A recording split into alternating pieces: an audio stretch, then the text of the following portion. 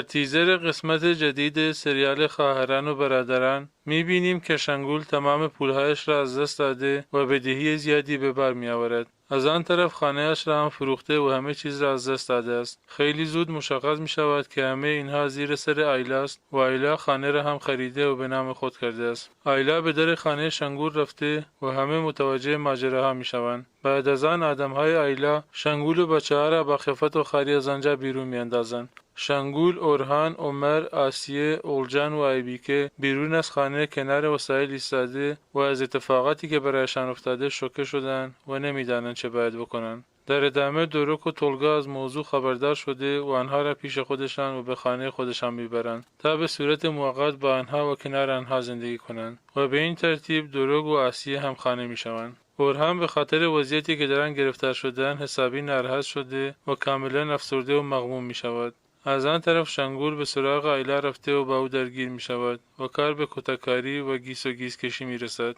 در ادامه همچنین می بینیم که دعواهای سوزان و نباهت بر سر عاکف همچنان ادامه دارد. عاکف پیش نباهت باز می گردد، اما سوزان اعلام می کند 5 دقیقه‌ای عاکف را دوباره پیش خودش باز می گرداند و موفق به این کار می شود. نباهت هم که میفهمد عاکف همان آدم سابق است، او را از خانه و زندگیش بیرون میاندازد و در پایان نیز میبینیم که دزد به خانواده ارم میزند و وسایل آنها را میدزدد و بلای بدی نیز بر سر اورهان میآید.